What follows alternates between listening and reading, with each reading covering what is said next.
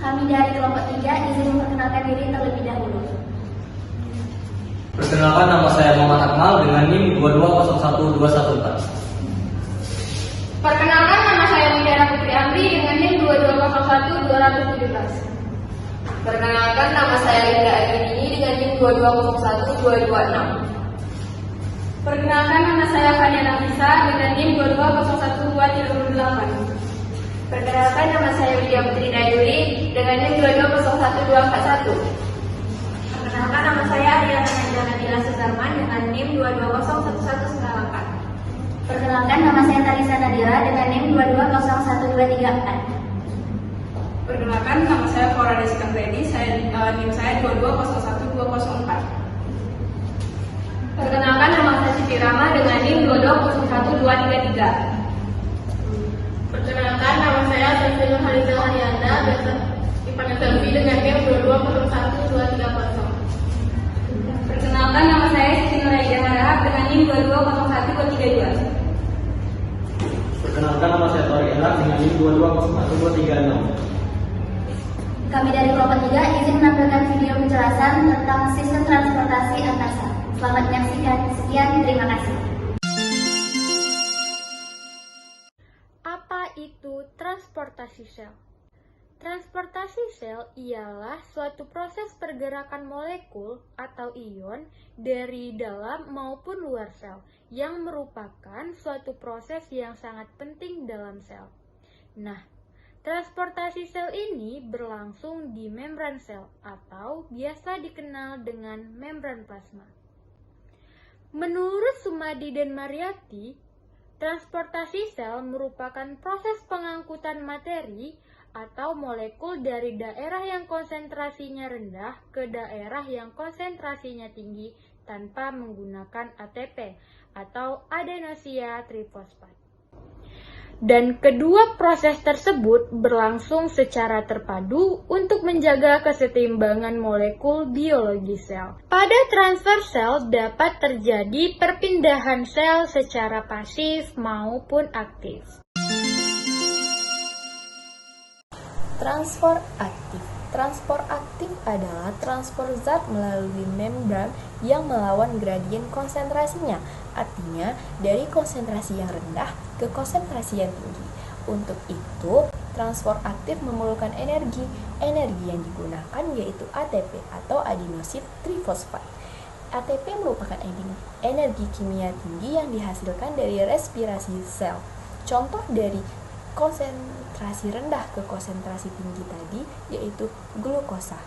Karena glukosa itu tidak dapat melalui sel karena ukurnya yang terlalu besar. Maka dari itulah diangkutnya secara aktif. Energi yang digunakan didapat dari pemecahan ATP menjadi ADP, fosfat dan energi. Nah, barulah glukosa yang berikatan dengan fosfat dapat melalui membran sel tersebut. Kemudian ada sifat utama dari transport aktif, yaitu melawan gradien.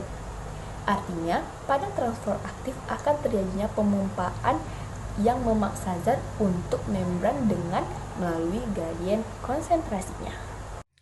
Yang dimaksud dengan transport pasif pada membran plasma ini adalah mekanisme transport yang tidak memerlukan energi sama sekali, tetapi hal ini dipengaruhi oleh konsentrasi dari suatu zat. Dikarenakan membran plasma ini bersifat permeabel, maka membran plasma ini berfungsi untuk mengatur jalan keluar dan masuknya suatu zat untuk yang menuju ke dalam atau keluar meninggalkan sel, sehingga zat-zat berbahaya tidak akan dapat masuk. Nah, pada hal ini contohnya adalah pertukaran oksigen dengan karbon dioksida yang terjadi di paru-paru, tepatnya di alveolus. Pada peristiwa pertukaran oksigen dengan karbon dioksida ini terjadi melalui proses difusi.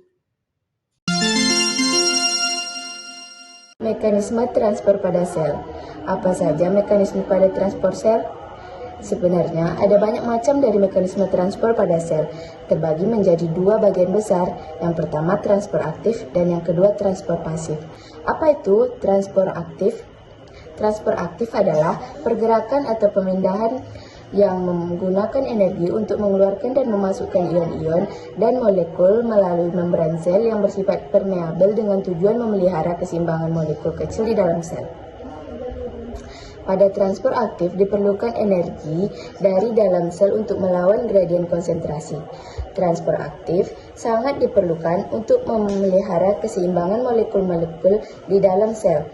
Sumber energi untuk transport aktif adalah ATP. Dalam mekanisme transport aktif terdapat 4 macam mekanisme. Apa saja 4 macam mekanisme itu? Yang pertama, mekanisme transport aktif primer. Yang kedua, mekanisme transport aktif sekunder. Yang ketiga, mekanisme endositosis. Dan yang keempat adalah transport aktif sekunder counter. Mekanisme transport aktif primer ini membutuhkan energi dalam bentuk ATP secara langsung untuk dapat membawa molekul dalam melawan gradien konsentrasi. Nah, akibatnya didapatlah potensi membran. Contohnya ada pada transport ion K. Pada transport ion K ini kita menjaga sel yang di dalam itu lebih tinggi daripada sel yang di luar.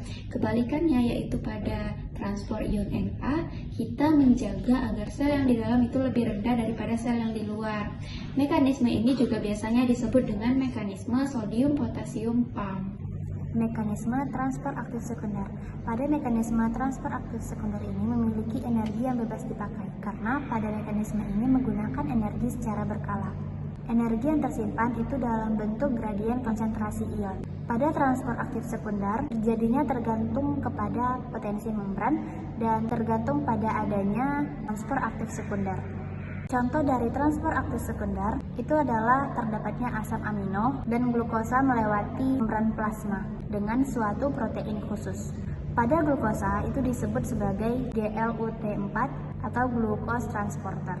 Pengangkutan tersebut berbarengan dengan difusinya molekul ion Na yang menggunakan transport aktif primer yang memungkinkan adanya potensi membran untuk mendukung adanya transport aktif sekunder. Submekanisme transport aktif sekunder. Terdapat 2, yaitu yang pertama transport aktif sekunder cotransport, yang kedua transport aktif sekunder counter transport atau exchange. Yang pertama itu transport aktif sekunder cotransport, yaitu transport zat yang mengaktifkan zat yang lain untuk melewati membran. Cotransport dilakukan oleh 2 protein transport dengan energi berupa ATP. Hal ini menyediakan potensial membran, mengingat transport natrium itu termasuk transport aktif primer. Jadi, konsentrasi dalam asam amino dan glukosa dalam sel itu menjadi lebih tinggi karena asam amino dan glukosa tersebut masuk dengan menggunakan energi dari transport natrium. Yang kedua itu transport aktif sekunder counter transport atau exchange. Dalam counter transport ada yang berlangsung pertukaran partikel, yaitu molekul ion natrium masuk ke dalam sel dan ada juga molekul ion yang lain keluar dari sel. Contohnya itu seperti NaCa exchange yang menyediakan satu ion Ca yang keluar dari sel, maka nanti ada gantinya yaitu 3 molekul Na yang masuk ke dalam sel untuk menggantikan satu ion Ca tersebut.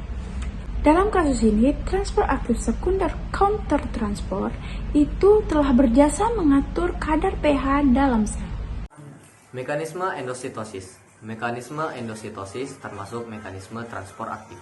Karena gerak pada mekanisme endositosis membutuhkan energi. Kata endositosis berasal dari bahasa Yunani, yaitu endo dan sitos. Endo berarti dalam, sedangkan sitos berarti sel.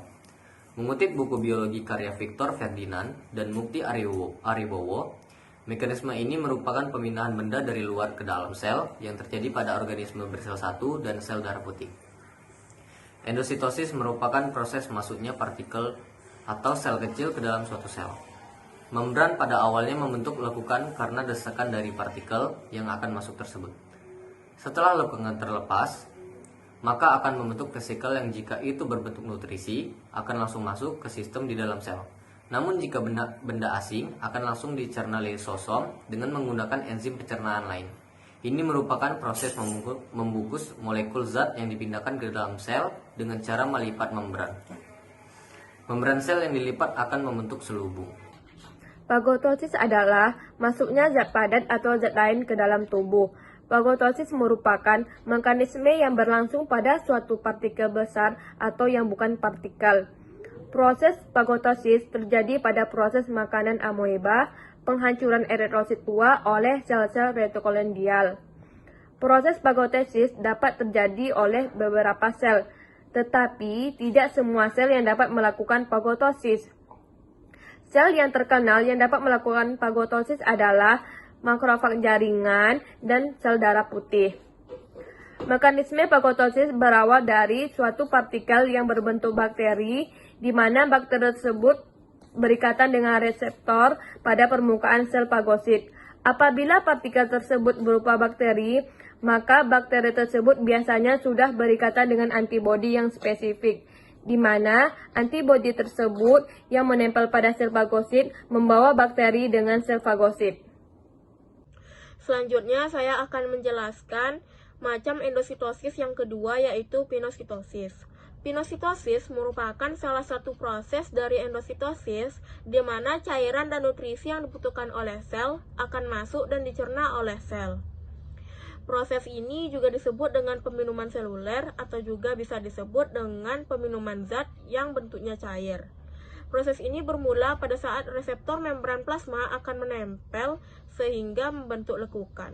Lekukan ini lama-kelamaan akan semakin dalam dan membentuk kantong. Kantong yang terlepas akan berada dalam sitoplasma. Kantong inilah yang disebut dengan gelembung pinositosis.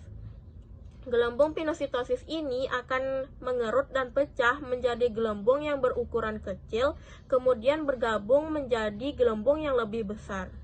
Selanjutnya saya akan menjelaskan macam endositosis yang terakhir, yaitu pinositosis terfasilitas. Proses ini hampir sama dengan pinositosis.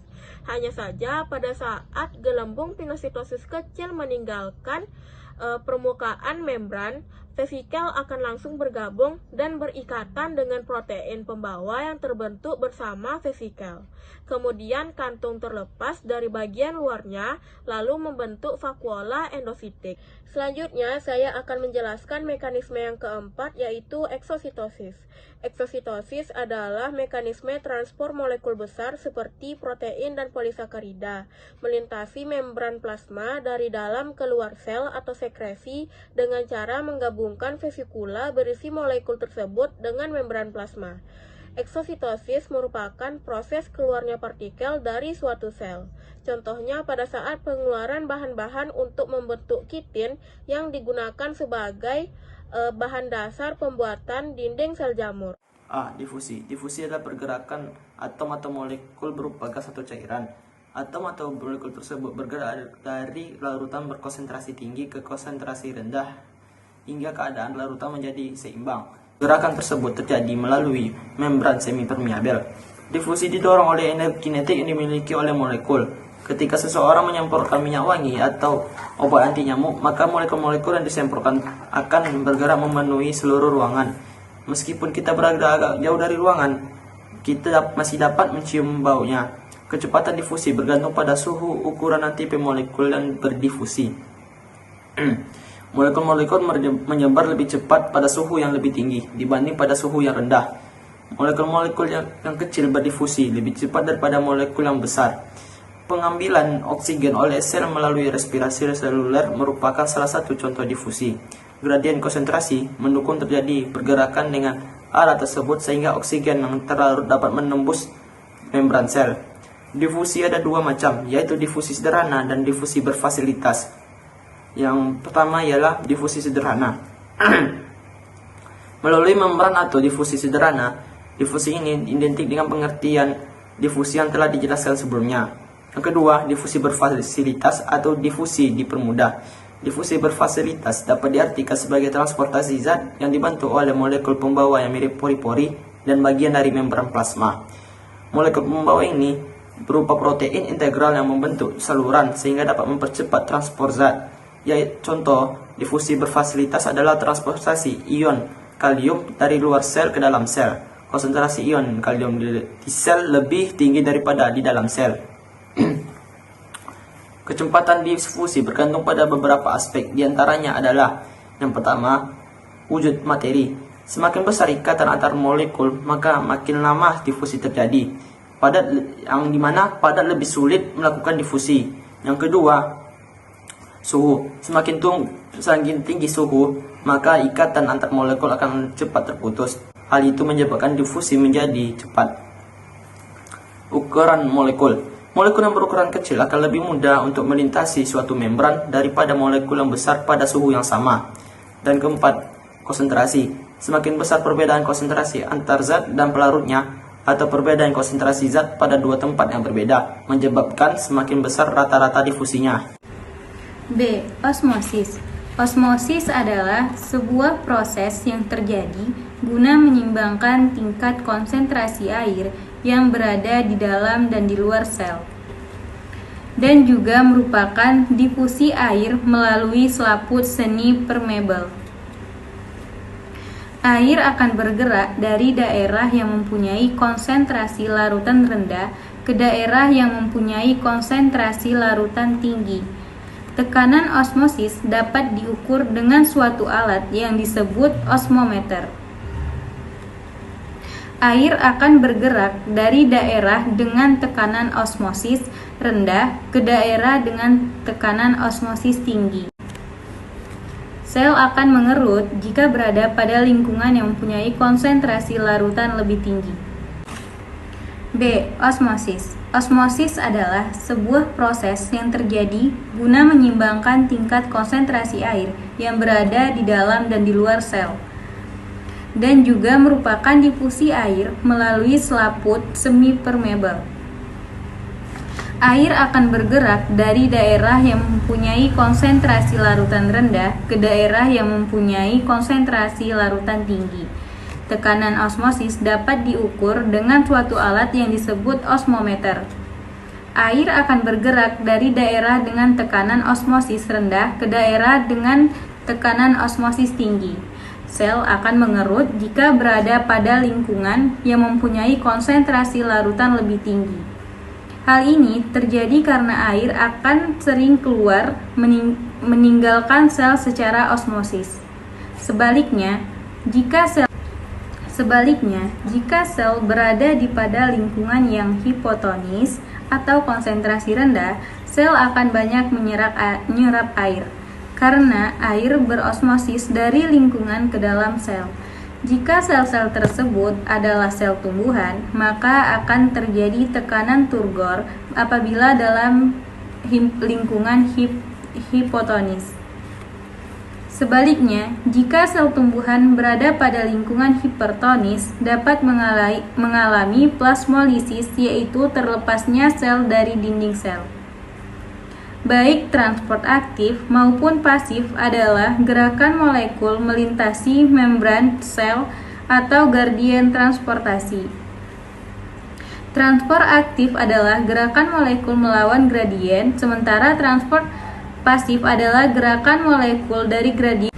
Ada dua perbedaan antara bentuk transportasi. Yang pertama ada energi. Perbedaan utama antar transportasi aktif dan pasif adalah penggunaan energi.